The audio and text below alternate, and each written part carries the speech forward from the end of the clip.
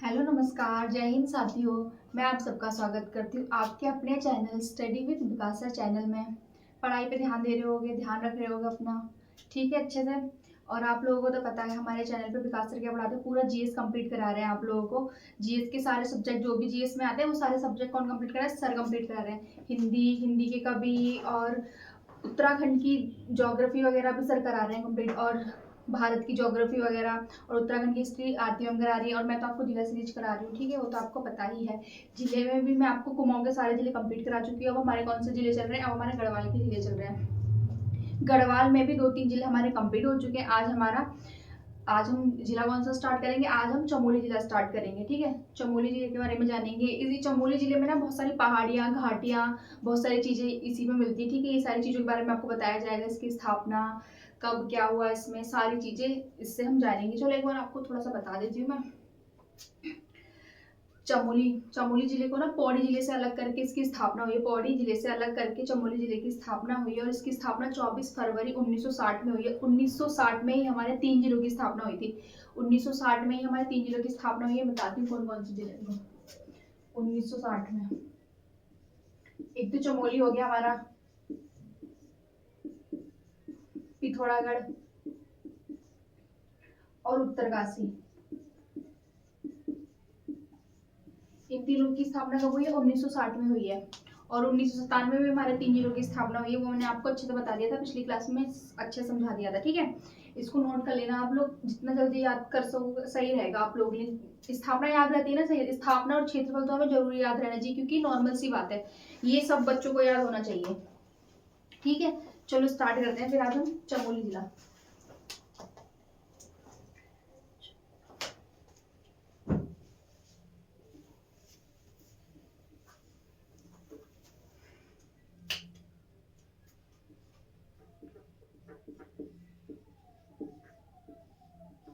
स्थापना कब हुई है? इसकी स्थापना हुई है 24 फरवरी 1960 में। 24 फरवरी 1960 में इसकी स्थापना हुई है। और इसी का जो प्राचीन नाम है, प्राचीन नाम लाल सांगा। लाल सांगा इसका क्या है? प्राचीन नाम। लाल सांगा इसका प्राचीन नाम हो जाएगा। और इसको हमने ऐसे पौड़ी से कट करके इसकी स्थापना हुई है। पौड़ी से काट कर, ये हम क्या बोल सकते हैं? अलग करके। पौड़ी से काट करके क्या हुई है? इसकी स्थापना हुई। पौड़ी से काट करके इसकी स्थापना मान जाती है। और इसका जो क्षेत्रफल है वो तो नॉर्मल आपको याद करने पड़ेगा, 80-30। और ये कैसा जिला है? सबसे बड़ा जिला हमारा कौन सा है? यही है सबसे बड़ा जिला।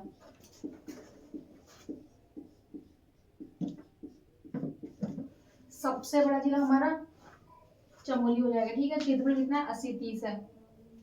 और यहाँ साइड में बता देती हूँ आपको सबसे छोटा जिला। सबसे छोटा जिला कौन सा है हमारा?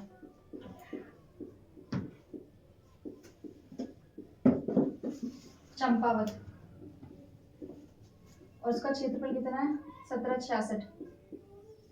चंपावत का क्षेत्रफल कितना है? 1766 इसका क्षेत्रफल है चंपावत, ठीक है। ये अन्य फैक्टर में लिख लेना। सबसे छोटा जिला है चंपावत और उसका क्षेत्रफल कितना है? 1766। सबसे बड़ा जिला कौन सा है हमारा? चमोली। और चमोली का क्षेत्रफल कितना हो जाएगा? 80-30 का क्षेत्रफल हो जाएगा। यहीं पर चमोली में ना मतलब चमोली में ही इसका प्राचीन नाम क्या बताया मैंने आप लोगों को कि लाल सांगा इसका प्राचीन नाम है। और यहाँ पर बाढ़ आ गई थी। अलकनंदा नदी में बाढ़ कब आई थी? 20 जुलाई 1970 में अलकनंदा नदी में बाढ़ आने के कारण से जो चमोली का जो हेडक्वार्टर था, मुख्यालय, वो क्या हो गया था? वो उसको ना काफी क्षतिग्रस्त हो गया था। क्या हो गया था? क्षतिग्रस्त हो गया था वो। इस कारण इसकी जो हम मतलब उसका जो मुख्यालय बनाया गया, उसको हमने गोपेश्वर को मुख्यालय बनाया गया। यहाँ पे बाढ़ आ गई थी 20 जुलाई को। 20 जुलाई 1970 में यहाँ पे क्या आ गई थी? बाढ़ अलकनंदा नदी में।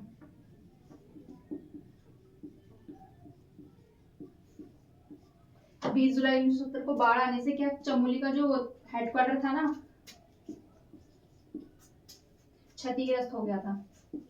क्षतिग्रस्त, जिस कारण यहाँ का मुख्यालय क्या बनाया गया? इसके बाद में यहाँ का मुख्यालय क्या बनाया गया? गोपेश्वर को। गोपेश्वर को ही क्या बनाया गया इसका मुख्यालय।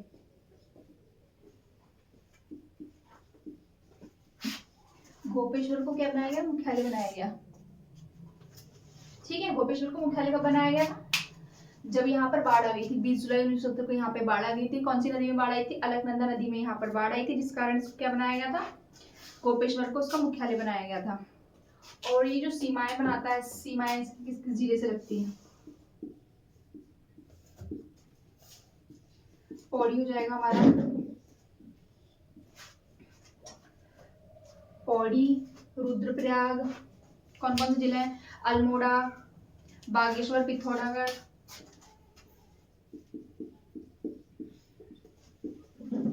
बागेश्वर,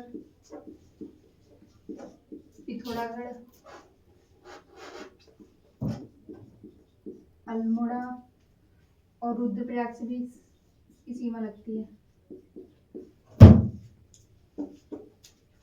इतने जिलों से क्या लगाता है, इसकी सीमा लगती है। और हाँ, एक जिला हो जाएगा उत्तरकाशी।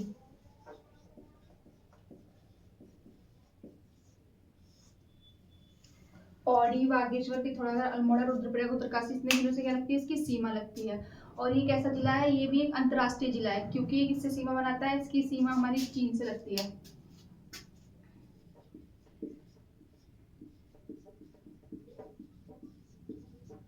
कैसा है ये हमारा अंतर्राष्ट्रीय जिला।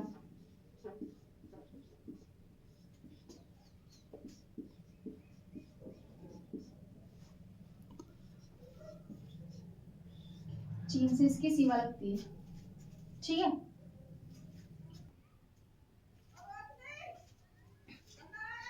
चलो एक बार इसको रिवाइज कर लेते हैं। ठीक है, चमोली जिले का गठन कब हुआ, 24 फरवरी 1960 को चमोली जिले का गठन हुआ। और इसका प्राचीन नाम क्या है, प्राचीन नाम है लाल सांगा। चमोली को हम क्या बोलते हैं, लाल सांगा। और इसका जो निर्माण हुआ, पौड़ी से काट करके इसका निर्माण हुआ। और ये चमोली सबसे बड़ा जिला है, उसका क्षेत्रफल कितना हो जाएगा, 80-30 इसका क्षेत्रफल हो जाएगा, सबसे बड़ा जिला। और हमारा उत्तराखंड का सबसे छोटा जिला कौन सा है, सबसे छोटा जिला चंपावत हो जाएगा। चंपावत का क्षेत्रफल हो जाएगा 1766 इसका क्षेत्रफल हो जाएगा। ठीक है, 20 जुलाई 1970 को अलकनंदा नदी में बाढ़ आने के कारण यहाँ का जो मुख्यालय था वो क्षतिग्रस्त हो गया था। 20 जुलाई 1970 को अलकनंदा नदी में बाढ़ आने के कारण यहाँ का जो क्षेत्र था वो क्या हो गया था, क्षतिग्रस्त हो गया था। फिर इसका जो हेडक्वार्टर है वो कहाँ बनाया गया, हेडक्वार्टर मुख्यालय वो हमारा गोपेश्वर को बनाया गया। ठीक है, गोपेश्वर को बनाया गया इसका मुख्यालय। और जो इसकी सीमा है वो किस जिले से लगती है, देखो इसकी सीमा पौड़ी, बागेश्वर, पिथौरागढ़, अल्मोड़ा, रुद्रप्रयाग, उत्तरकाशी, इन सब जिलों से इसकी सीमा लगती है। चमोली कैसा एक अंतर्राष्ट्रीय जिला है, जिसकी सीमा किससे लगती है, चीन से लगती है, जिसकी सीमा। उम्मीद करती हूँ आप लोगों को समझ में आ रहा होगा। और आप लोगों को क्या करना है, हमें ज़्यादा से ज़्यादा सपोर्ट करना है, सपोर्ट करें आप लोग हमें। ठीक है, लाइक, कमेंट, सब्सक्राइब, शेयर।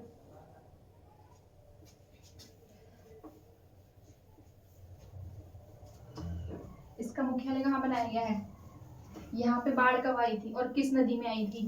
पता है, क्वेश्चंस ऐसे ही बन जाते हैं कई बार। तो ऐसा नहीं है कि क्वेश्चंस इजी आते हैं, कई बार टफ भी आते हैं, इजी भी आते हैं, दोनों क्वेश्चंस देते हैं। पता है, वो लोग हमें थोड़ा कई बार बहुत इजी क्वेश्चन डाल देंगे और कई बार काफी टफ क्वेश्चन डाल देते हैं। तो इसलिए क्वेश्चंस तो सब तरह के बन जाते हैं। तो हमें क्या करना है, अच्छे से पढ़ना है, याद करना है। ठीक है, चलो हम स्टार्ट करते हैं। यहाँ पर ये जो है हमारा चमोली में बाढ़ कब आई थी, 20 जुलाई 1970 को चमोली में बाढ़ आ गई थी। और किस नदी में आई थी, अलकनंदा नदी में बाढ़ आने के कारण इसका जो मुख्यालय था वो गोपेश्वर को बनाया गया था। ठीक है, गोपेश्वर को उसका मुख्यालय कब बनाया गया था, जब यहाँ पर बाढ़ आई थी। अब हम आगे देखेंगे, बद्रीनाथ के पास ही क्या है, गंधमादन पर्वत है। बद्रीनाथ के पास क्या है, गंधमादन पर्वत। बद्रीनाथ के पास गंधमादन पर्वत है।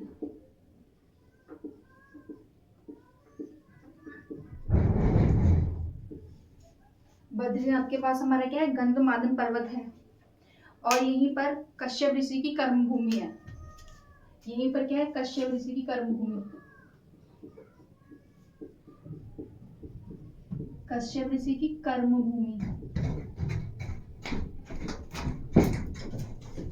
बद्रीनाथ के पास हमारा कौन सा पर्वत है, गंधमादन पर्वत है। और इस यहीं पर क्या है, कश्यप ऋषि की कर्मभूमि मानी जाती है। ठीक है, कश्यप ऋषि की कर्मभूमि क्या मानी जाती है, गंधमादन पर्वत को ही कश्यप ऋषि की कर्मभूमि माना जाता है। और पुराणों के अनुसार बद्रीनाथ के पास ही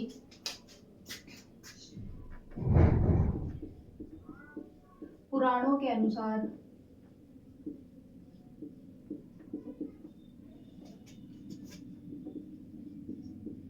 बद्रीनाथ के पास, पुराणों के अनुसार बद्रीनाथ के पास क्या है? व्यास गुफा। क्या है यहाँ पे? व्यास गुफा।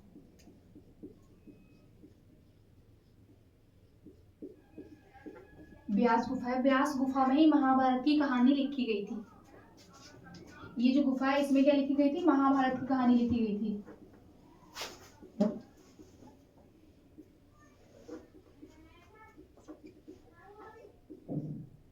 महाभारत की कहानी कहाँ लिखी गई थी? व्यास गुफा में। बद्रीनाथ के पास ही क्या है? व्यास गुफा। और व्यास गुफा में ही महाभारत की कहानी लिखी गई थी। और यहीं पर क्या है हमारा? गंधमादन पर्वत, जिसपे कश्यप ऋषि की क्या है? कर्म भूमि। बद्रीनाथ के पास गंधमादन पर्वत कश्यप ऋषि की कर्म भूमि मानी जाती है। ठीक है। पुराणों के अनुसार ही बद्रीनाथ के पास व्यास गुफा है। पुराणों के अनुसार बद्रीनाथ के पास ही क्या है? व्यास गुफा। और व्यास गुफा में ही महाभारत की कहानी लिखी गई थी। महाभारत की कहानी किसने लिखी थी? वेद व्यास जी ने महाभारत की कहानी लिखी थी। किसने लिखी थी? वेद व्यास। ऐसा माना जाता है कि वेद व्यास जी ने कहाँ पे इसकी कहानी लिखी? व्यास गुफा में। और व्यास गुफा कहाँ है? हमारे चमोली में। ठीक है। चलो हम क्या देखेंगे? गोपेश्वर के बारे में देखेंगे। गोपेश्वर का प्राचीन नाम क्या है? गोपेश्वर का प्राचीन नाम क्या है? गोस्थल, गोथला, या फिर हम इसको गोपाल बोलते हैं। गोस्थल, गोथला, या फिर हम इसको क्या बोलेंगे? गोपाल बोलेंगे। गोपेश्वर,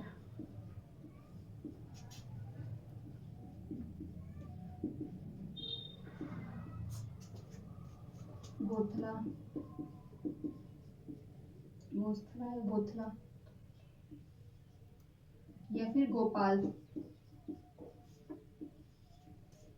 गोस्थला, गोथला, गोपाल, हम इसको क्या किसे बोलते हैं? गोपेश्वर को हम ये बोलते हैं। और ये कैसा नगर है? ये एक पर्वतीय नगर है। कैसा नगर है? एक पर्वतीय नगर है। ना ज्यादा ही यहाँ पे गर्मी पड़ती है, ना ही सर्दी पड़ती है। एकदम नॉर्मल मौसम रहता है, ना ज्यादा सर्दी ना ज्यादा गर्मी। कैसा एक नगर है? पर्वतीय नगर है। ना ज्यादा गर्मी ना ज्यादा सर्दी। कहाँ होती है? गोपेश्वर में होती है। गोपेश्वर में ही एक मंदिर है, रुद्र महालय मंदिर। गोपेश्वर में कौन सा मंदिर है? रुद्र महालय मंदिर, जिसे नागवंशी राजा गणपति नाग ने बनवाया था। किसने बनवाया था? नागवंशी राजा गणपति नाग ने एक मंदिर बनवाया था, रुद्र महालय मंदिर। और ये क्या था? राज्य का सबसे बड़ा मंदिर माना जाता है। यही मंदिर, रुद्र महालय मंदिर, राज्य का सबसे बड़ा मंदिर माना जाता है। यहीं से हमें 4 नाग राजाओं के क्या मिलते हैं? मुख उत्कीर्ण मिलते हैं। यहीं से जो रुद्र महालय मंदिर, जो राज्य का सबसे बड़ा मंदिर माना जाता है, यहीं से हमें क्या मिलते हैं? 4 जो नागवंशी राजा है ना, उनके मुख उत्कीर्ण मिलते हैं। मतलब उनकी जो चेहरे की आकृति है ना, वो वहां पर बनाई गई है। ठीक है। उनके जो नाम है मैं आपको बता देती हूँ। किसके? पहले यहाँ पे लिख लेते हैं। ठीक है। रुद्र महालय मंदिर, रुद्र महालय मंदिर कैसा मंदिर है? राज्य का सबसे बड़ा मंदिर, राज्य का सबसे बड़ा मंदिर,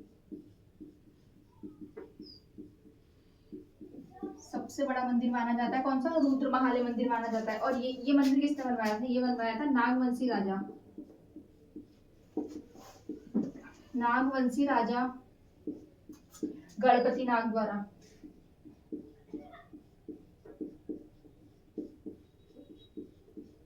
गणपति नाग द्वारा इसको बनाया गया था, बनवाया गया था।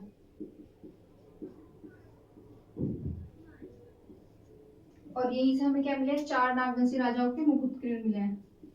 4 नागवंशी राजा।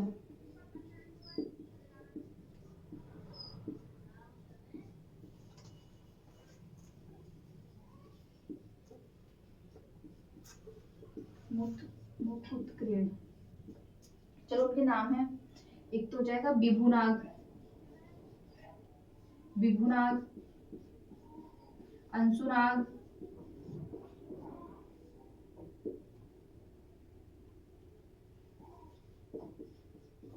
विभुनाग, अंशुनाग, स्कंदनाग, और एक क्या हो जाएगा हमारा? एक गणपति नाग हो जाएगा।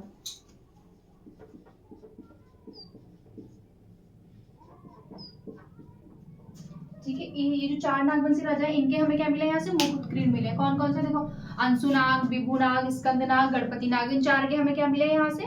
मुख उत्कीर्ण मिले। और जो सबसे यहाँ पे प्रतापी राजा माने जाते हैं, क्योंकि जिसका हमें उत्कीर्ण मिलता है मतलब सबसे ज्यादा जिसने काम किया होता है वो ही क्या होता है, यहाँ का प्रतापी राजा होता है। ठीक है, काफी अच्छा शासक इनका शासनकाल रहा होगा। यहाँ पे नागवंशी राजा सबसे ज्यादा महान राजा कौन थे, गणपति नाग। इन्होंने यहाँ पे क्या बनवाया, रुद्रमहालय मंदिर बनवाया, जो राज्य का सबसे बड़ा मंदिर बनवाया। तो कैसे राजा थे, सबसे प्रतापी शासक माने जाते होंगे। ठीक है, नागवंशी राजा इनका नाम हमें ज्यादा देखने को मिलता है। इन्होंने काफी ज्यादा काम किए हैं। ठीक है, तभी तो इन्होंने यहाँ पे क्या बनवाया, एक मंदिर बनवाया राज्य का सबसे बड़ा। और यहीं से जो ये हमारा कौन सा मंदिर, राज्य का रुद्रमहालय जो मंदिर है ना, ये इसका प्राचीन नाम है। क्या है, रुद्रमहालय इसका प्राचीन नाम है। इससे पहले इसको कुछ और कहा जाता था। ठीक है, इसका प्राचीन नाम ही रुद्रमहालय, इसका प्राचीन नाम आता है। ठीक है, और ये सबसे बड़ा मंदिर है। यहीं से हमें क्या मिला, 6वीं शताब्दी का नाग राजाओं का हमें क्या मिला, त्रिशूल लेख मिला। यहीं से त्रिशूल लेख हमें कहां से मिला, इसी मंदिर से हमें क्या मिला, त्रिशूल लेख। त्रिशूल लेख भी हमें कहां से मिला, इसी मंदिर से मिला। और वो कौन सी, 6वीं शताब्दी का था। 6वीं शताब्दी का त्रिशूल लेख हमें कहां से मिला है, इसी रुद्रमहालय मंदिर से हमें मिला है। नागवंशी राजाओं का त्रिशूल लेख कहां से मिला है, रुद्रमहालय मंदिर से ही मिला है, 6वीं शताब्दी का। ठीक है, और यहीं पे मैंने अभी आपको बता दिया 4 नाग राजाओं के क्या मिलते हैं, मुख उत्कीर्ण मिलते हैं, जिनके नाम मैंने अभी आपको बता दिया। एक बार और पढ़ लेते। ठीक है, अंशुनाग, विभुनाग, स्कंदनाग, गणपतिनाग। ठीक है, ये 4 नाग राजा थे। और सबसे जो महान राजा थे वो कौन थे, गणपतिनाग, क्योंकि इन्होंने यहाँ पे रुद्रमहालय मंदिर का निर्माण करवाया था। और यहीं पर हमें क्या मिलता है, यहीं से हमें क्या मिलता है, त्रिशूल अभिलेख भी मिलता है। ठीक है, त्रिशूल अभिलेख कहाँ से मिलता है, रुद्रमहालय मंदिर से ही हमें त्रिशूल अभिलेख मिलता है। कौन सी शताब्दी का, ये हमारा हो जाता है 6वीं शताब्दी का। त्रिशूल लेख कहाँ से मिलता है, हमें गोपेश्वर के रुद्रमहालय मंदिर से, और ये सबसे बड़ा मंदिर माना जाता है। और नेक्स्ट अब हम क्या देखेंगे, अब हम यहाँ पे देखेंगे झीलें और ताल। एक बार रिवाइज कर लेते हैं, जितना ज्यादा हम रिवाइज करेंगे ना वो हमारे लिए अच्छा रहता है। ठीक है, बद्रीनाथ के पास क्या है, गंधमादन पर्वत है, और इसी पे कश्यप ऋषि की क्या है, कर्मभूमि। और बद्रीनाथ के पास ही क्या है, व्यास गुफा है। व्यास गुफा में क्या हुआ था, वेद व्यास जी ने यहाँ पे क्या लिखी थी, पुराणों में ऐसा कहा जाता है कि वेद व्यास जी ने यहाँ पे महाभारत की कहानी लिखी थी। ठीक है, और फिर इसके बाद हमने देखा था यहाँ पे गोपेश्वर को क्या बोलते हैं, गोस्थला, गोपाल, गोथला, ये सब इसके प्राचीन नाम हो जाएंगे। रुद्रमहालय मंदिर, राज्य का सबसे बड़ा मंदिर कौन सा, रुद्रमहालय मंदिर। और ये मंदिर किसने बनवाया था, ये नागवंशी राजाओं ने बनवाया था। नागवंशी राजाओं में भी सब जिसका नाम आता है वो है हमारे गणपति नाग। ठीक है, यहीं से हमें 4 राजाओं के वो उत्कीर्ण मिले हैं, मुख उत्कीर्ण, विभुनाग, अंशुनाग, स्कंदनाग और गणपति नाग। और यहीं से हमें क्या मिला है, त्रिशूल लेख भी मिला है, जो कि 6वीं शताब्दी का है, काफी प्राचीन है। चलो अब आगे देखेंगे हम यहाँ पे ताल वगैरह, ताल और झीलें हम यहाँ पे क्या देखेंगे अब नेक्स्ट।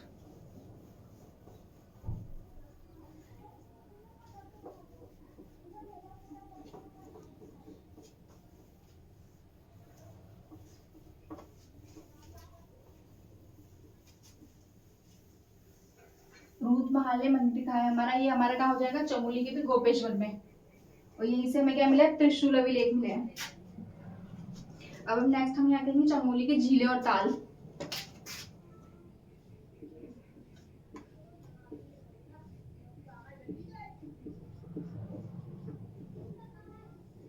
यहाँ पर कौन कौन सी झीलें हैं, ताल है, ये सारी चीजें हम अब देखेंगे। यहाँ पे सर्वाधिक झीलों वाला जिला माना जाता है। क्या यहाँ पे सबसे ज्यादा क्या पाई जाती है, झीलें पाई जाती है, इसलिए हम उसको क्या बोलते हैं, सर्वाधिक झीलों वाला जिला। और यहाँ पे पहाड़ियां, घाटियां भी काफी पाई जाती है, चमोली में सर्वाधिक पाई जाती है। ठीक है, और यहीं पे कौन सा ताल है हमारा, होमकुंड ताल हो जाएगा। होमकुंड, सतोपंत, काकभूषणी, काफी सारे ताल है। चलो लिख लेते हैं और जान लेते हैं इनके बारे में।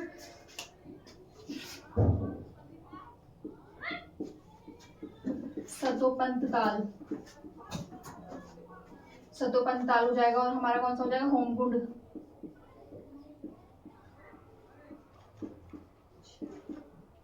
सतोपंत, होमकुंड,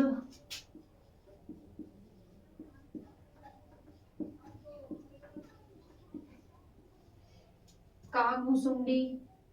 ठीक है, सतोपंत, होमकुंड। सतोपंत जो ताल है ना हमारा, यहीं से हमारी कौन सी नदी निकलती है, अलकनंदा नदी।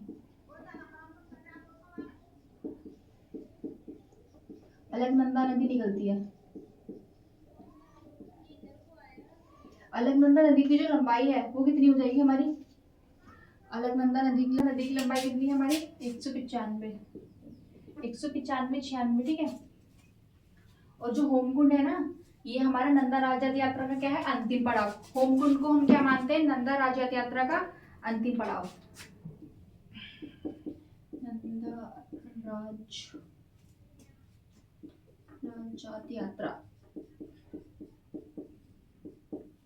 का क्या है, अंतिम पड़ाव। अंतिम पड़ाव, ठीक है। ये जो सतोपंथ है इसको हम क्या बोलते हैं, इसी को हम क्षीर सागर भी बोलते हैं। क्या बोलते हैं, क्षीर सागर। क्षीर सागर भी इसे बोलते हैं। और काकभूषण की ताल का हमारा हाथी पर्वत के समीप है। हाथी पर्वत के समीप। हाथी पर्वत के समीप कौन सा ताल है हमारा, काकभूषण ताल। हाथी पर्वत के समीप कौन सा ताल आता है, काकभूषण ताल। और ये जो हमारा होमकुंड ताल हो जाएगा, नंदा यात्रा का अंतिम पड़ाव कहाँ माना जाता है, यही माना जाता है। होमकुंड को ही नंदा राज्य यात्रा का अंतिम पड़ाव माना जाता है। और सतोपन ताल को हम क्या बोलते हैं, क्षीर सागर बोलते हैं। यहीं से कौन सी नदी निकलती है, अलकनंदा नदी निकलती है, जिसकी लंबाई कितनी है, 195 की लंबाई मानी जाती है। और ये सतोपन ताल जो इसी के पास में हमारे दो कुंड भी माने जाते हैं। दो कुंड है इसके पास में, ऐसा माना जाता है। इसके जो पास में हमारे जो कुंड है वो यहाँ लिख दूं क्या, यहाँ लिख देती हूँ, ठीक है। कौन से दो कुंड है, सूर्य कुंड हो जाएगा हमारा और नंदी कुंड। ये जो दोनों कुंड है ये हमारे इसी के समीप है। सूर्य कुंड, नंदी कुंड किसके समीप है, सतोपन ताल के। इसी को क्या बोलते हैं, क्षीर सागर भी हम इसे ही बोलते हैं। और यहीं से हमारी अलकनंदा नदी निकलती है, जो कि 195 या फिर 96, ठीक है। होमकुंड नंदा यात्रा का अंतिम पड़ाव काकभूषण ताल किसके समीप है, हाथी पर्वत के समीप हमारा काकभूषण ताल है। और यहाँ पे अन्य ताल जो है, ठीक है, इनके बारे में बताती हूँ। तारक ताल, अब जो अन्य ताल है उनके बारे में लिख लेते हैं, ठीक है। हमें कौन कौन से ताल है, तारक ताल। कौन कौन से ताल हो जाएंगे हमारे यहाँ पे, तारक ताल, वैनी ताल,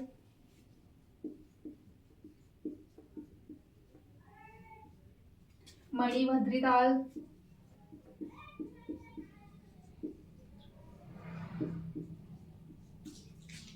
तारक ताल, वैनी ताल, मणिभद्र ताल, सिद्ध ताल, दुर्मी ताल, सिद्ध ताल,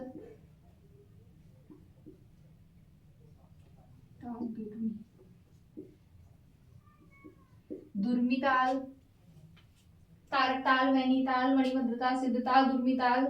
और यहाँ पे कौन से ताल हो जाएंगे हमारे, तो दुर्मी ताल है ना हमारा, ये कहाँ पर है हमारा, इसको अच्छे से लिख लेते हैं। दुर्मी ताल ये हमारा निजमुल्ला घाटी में, निजमुला घाटी। तो दुर्मी ताल हमारा कहाँ पे, निजमुला घाटी में ही हमारा कौन सा ताल है, दुर्मी ताल है। तारक ताल, नैनीताल, सिद्ध ताल, ठीक है। और यहाँ पे हमारा कौन सा ताल, भेकल ताल, सुख ताल, भेकल ताल, सुख ताल, भेकल ताल हो जाएगा हमारा यहीं पर। और यहीं पर हमारा कौन सा ताल हो जाएगा, सुख ताल भी हमें यहीं मिलेगा। झल ताल, झल ताल, नरसिंह ताल,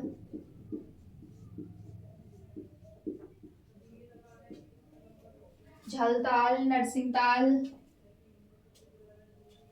ठीक है। ये सारे ताल हमारे कहाँ के हैं, देखो एक बार और रिवाइज करते हैं। सतोपन से हमारी कौन सी नदी निकलती है, अलकनंदा नदी, 195 माना जाता है, 96 में, ठीक है। और ये जो होमकुंड हो जाएगा हमारा, नंदा यात्रा का अंतिम पड़ाव माना जाता है। काकभूषण ताल हाथी पर्वत के समीप हमारा काकभूषण ताल हो जाएगा। और तारक ताल, बेनी ताल, मणिभद्र ताल, सिद्ध ताल, दुर्मी ताल, दुर्मी ताल हमारे निर्मला घाटी में है। भेकल ताल, सुख ताल, झल ताल, ये सारे ताल है हमारे यही के। यहाँ पे हमारे और अन्य ताल भी, ठीक है, यहाँ लिख रही हूँ, ठीक है। फूलों की घाटी में जो ताल है वो यहीं पर ही तो है, घाटी के ताल। फूलों की जो घाटी में ताल है ना, वो हमारे 3 ताल है, ठीक है। कौन कौन से ताल हो जाएंगे, एक तो हमारा आचरी ताल हो जाएगा, आचरी ताल, लिंगा ताल और मात्रका ताल।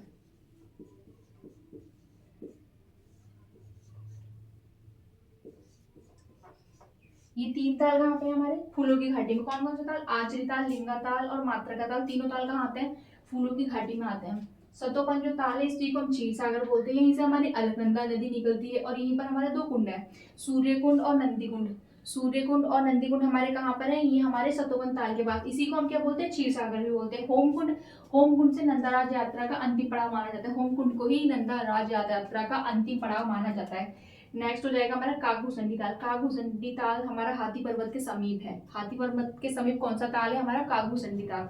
और फिर यहाँ के जो ताल है, तारक ताल, वेणी ताल, मणिभद्र ताल, सिद्ध ताल, दुर्मी ताल हमारा निजमुला घाटी में हो जाएगा। नेक्स्ट भेकल ताल, सुख ताल, झल ताल, नरसिंह ताल, फूलों की घाटी के ताल, आचरी ताल, लिंगा ताल, मात्रका ताल, ये सारे हमारे क्या है, यहाँ के ताल। सारे ताल मैंने आप लोगों को यहाँ पे बता दिए, ठीक है। उतारो आप लोग इसको, फिर बताती हूँ आगे।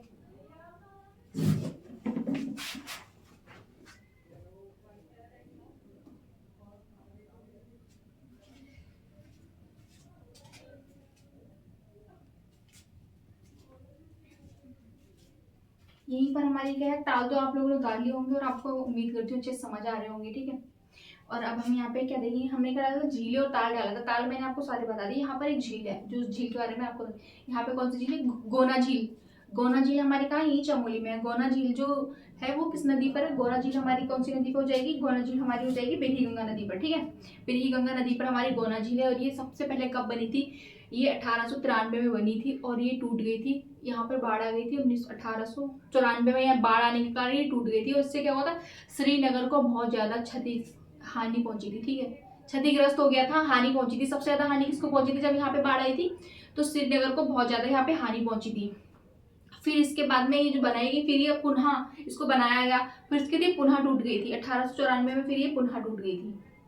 नहीं, फिर ये पुनः नहीं, देखो पहले ये कब बनी थी, गोना झील हमारी किस नदी पर है, बिरही गंगा पर है। और ये जो टूटी थी ना 1893 में इसका निर्माण हुआ है, फिर 1894 में ये टूट गई थी। फिर ये बनने के बाद में श्रीनगर को इसने काफी हानि पहुंचा दी, क्षतिग्रस्त कर दिया था। इसके बाद ये पुनः टूट गई थी। पुनः कब टूटी थी, 1970 में टूटी थी। पुनः कब टूटी थी, 1970 में ये पुनः टूटी थी, जिस कारण हमारा क्या हुआ था, चमोली का जो हेडक्वार्टर है वो क्षतिग्रस्त हुआ था। जो मैंने आपको स्टार्टिंग में बताया था ना, जो क्षतिग्रस्त हुआ था, उसके बाद में यहाँ पे फिर हमने इसका क्या बनाया था, चमोली का जो मुख्यालय हमने बनाया, उसके बाद में हमने चमोली का मुख्यालय बनाया है गोपेश्वर में। इससे पहले कहा था, चमोली में ही था इसका मुख्यालय।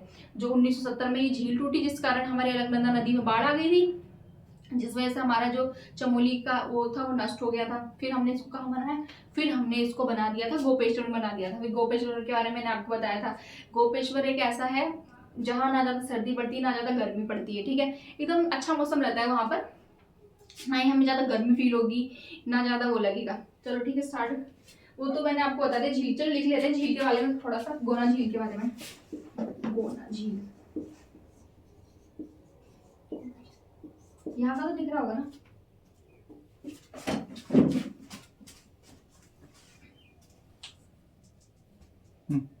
ठीक है। गोना झील किस पे है, ये हमारी बिरही गंगा पर है, बिरही गंगा नदी पर, बिरही गंगा नदी पर है। गोना झील किस पर है, बिरही गंगा नदी पर है। ये 1893 में बनी थी, इसका निर्माण हुआ था 1893 में, क्या हुआ था, इसका निर्माण हुआ था। और ये 1894 में टूट गई थी, 1894 में टूट गई थी, जिस कारण श्रीनगर को काफी हानि हुई थी। श्रीनगर क्या हो गया, क्षतिग्रस्त हो गया था श्रीनगर।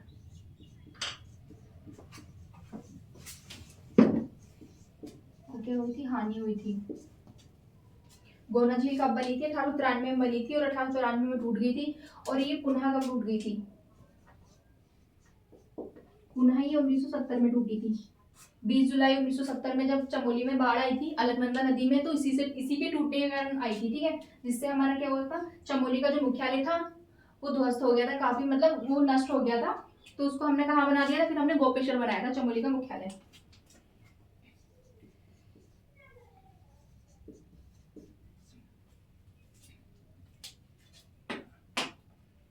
चलो उसको एक बार देख लेते, ठीक है। यहाँ से गोना झील का निर्माण कब हुआ, 1893 में गोना झील का निर्माण हुआ है।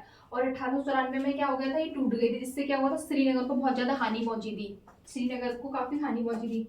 फिर पुनः ये कब टूटी थी, पुनः 1970 में टूटी बाढ़ में, जिससे हमारा क्या हुआ था, जिसके बाद ही हमने गोपेश्वर को क्या बनाया था, अपना मुख्यालय बनाया था, ठीक है। उतारिए 1970।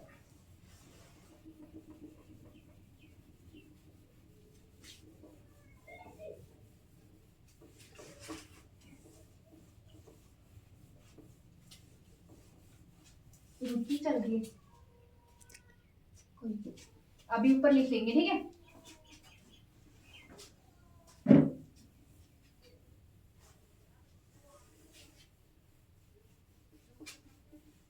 1970 नहीं दिखाई दे रहा था ना, 1970 लिख लेते हैं यहाँ पे।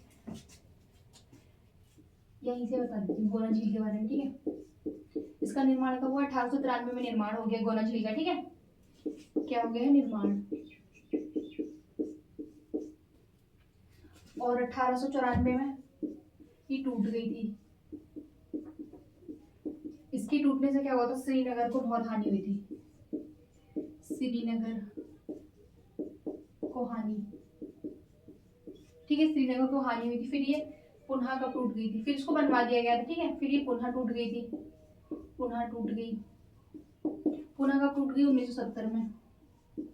मैंने आपको बताया दिया था स्टार्टिंग में ही, मैंने आपको क्या बताया था? 20 जुलाई 1970 में क्या यहाँ पर अलकनंदा नदी में क्या आई थी? बाढ़ आई थी। वो ये जो गोना झील टूटने के कारण यहाँ पे क्या आई थी? बाढ़ आ गई थी 20 जुलाई 1970 में। तो यहाँ पे जो हमारा चमोली का जो हेडक्वार्टर था वो क्षतिग्रस्त हो गया था। चमोली का हेडक्वार्टर क्या हो गया था? क्षतिग्रस्त हो गया था, जिस कारण हमने अपना नया जो हेडक्वार्टर है या मुख्यालय किसको बनाया? फिर हमने क्या बनाया? गोपेश्वर को बनाया था। गोपेश्वर को हमने अपना हेडक्वार्टर बनाया था फिर, ठीक है। समझ आ गया होगा। अब आगे जान लेते हैं थोड़ा सा।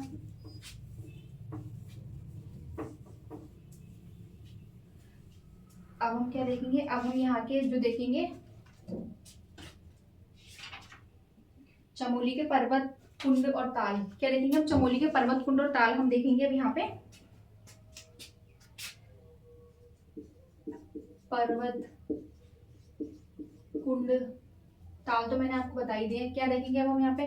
पर्वत और कुंड। चलो ठीक है, यहाँ पे कौन कौन से पर्वत हैं ये सारे पर्वत देखेंगे, कौन कौन सी चोटियां हैं हमारी यहाँ पे, ये सब देखेंगे। चलो स्टार्ट करते हैं। यहाँ पे हमारी कामेट, माणा, बद्रीनाथ, चौखंबा, द्रोणागिरी, नीलकंठ, नर पर्वत, नारायण पर्वत और गौरी पर्वत, नंदा देवी पर्वत, काफी सारे पर्वत है यहाँ पे। चलो लिख के बताती हूँ, फिर उनकी मैं आपको ऊंचाई बताऊंगी कितनी ऊंचाई है, फिर उनको हम याद करने की कोशिश भी करेंगे, ठीक है।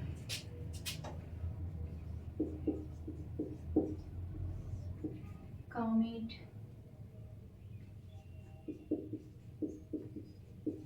नंदा देवी पश्चिमी, नंदा देवी पूर्वी, कामेट, नंदा देवी और यहाँ पे क्या हो जाएगी? माणा। कामेट, नंदा देवी पूर्वी, माणा, द्रोणागिरी,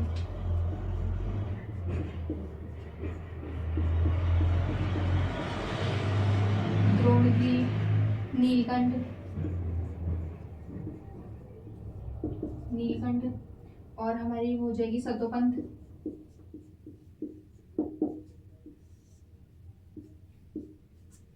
कामेट, नंदा देवी। और अब हम यहाँ पे क्या देखेंगे?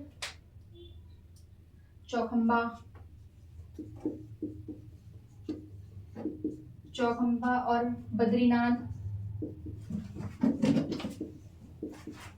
ये सारे हमारे क्या है? पर्वत है यहाँ के। कहाँ के पर्वत है? चमोली के।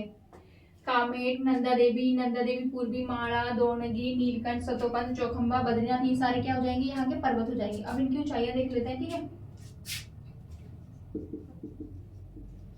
77-56 किसकी हो जाएगी? कामेट की हो जाएगी। नंदा देवी किसकी हो जाएगी? 78-17 और इसकी हो जाएगी 74-34। माणा की तो आप लोगों को सबको याद हो जाती है, 72-72, ठीक है। पहले जो याद है मुझे वो सब मैं आपको बता देती हूँ, ठीक है। ये हो गई। फिर इसके बाद हमारी क्या हो जाएगी?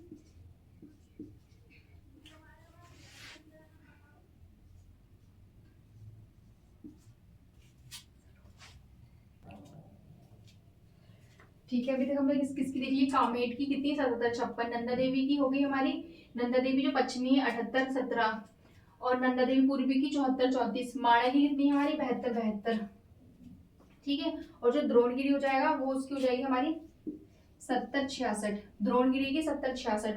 और जो नीलकंठ हो जाएगा 65-97, 65-97 और अलकनंदा की 70-84।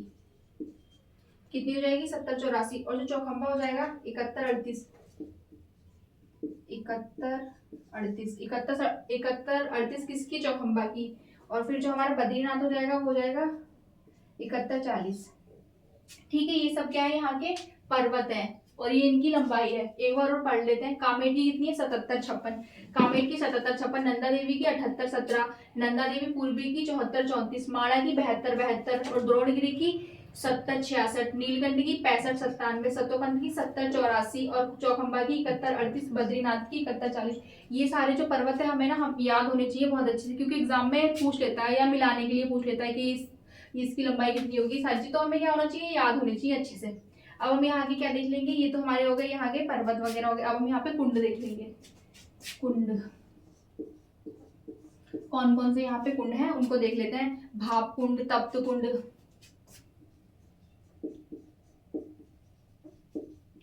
भाप कुंड, तप्त कुंड।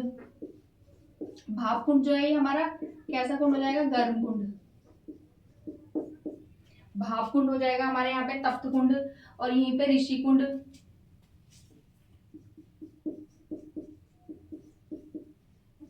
ऋषि कुंड भी यही है। और यहीं पे हमारा क्या, वैतरणी कुंड।